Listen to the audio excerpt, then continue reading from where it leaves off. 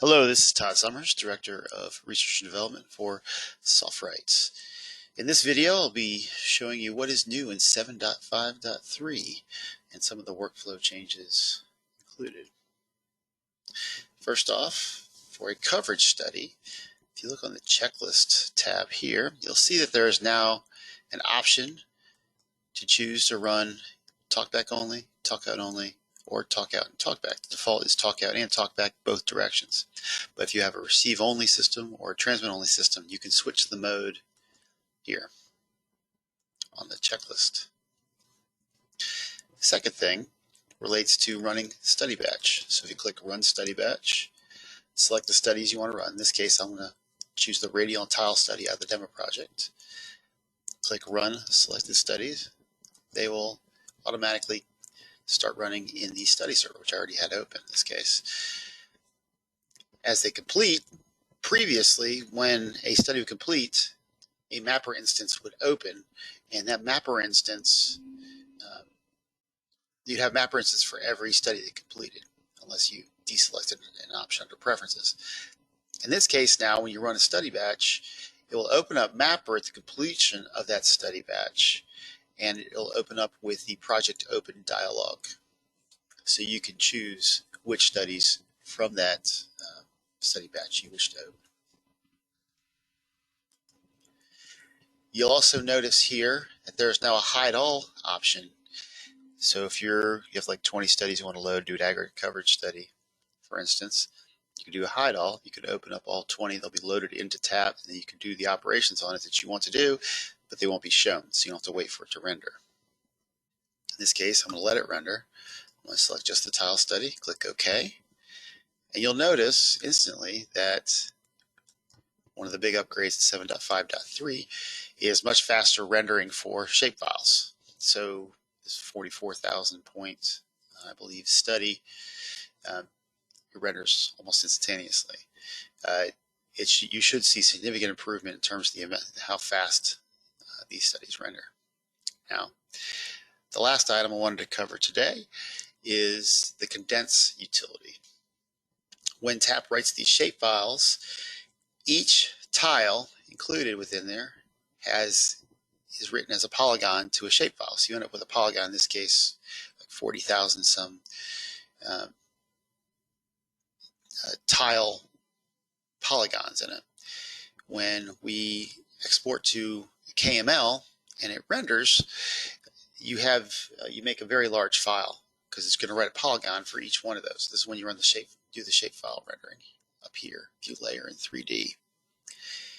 So you'll find that for the rendering tool that you use, the 3D rendering tool you use, most people use Google Earth, but you don't have to.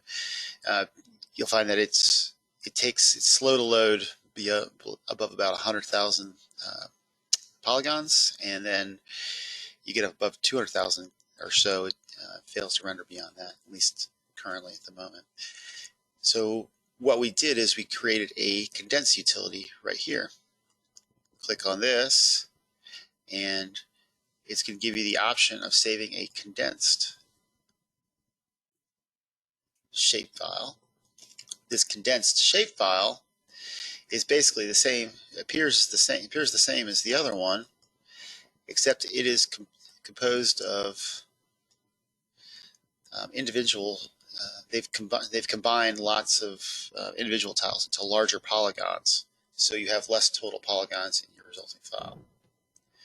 Now, when you do the view layer in 3D for the original, call it test,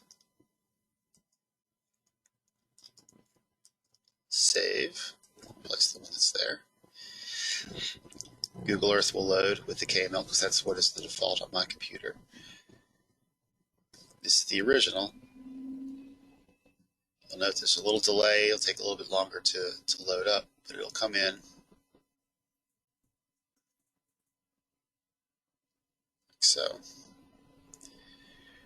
the rendering is not instantaneous. It comes in, but it's a little bit delayed.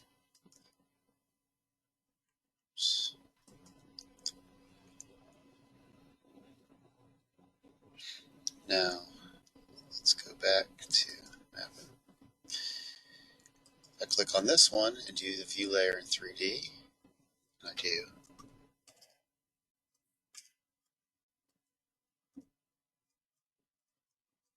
Test condensed is the name. Save it. Much faster rendering. It's basically more, you end up with more tiles in there, but it looks the exact same. Or I should say more tiles, less tiles, but larger tiles, more complex tiles.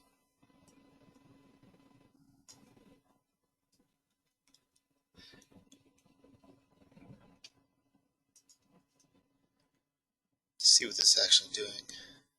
Let's see.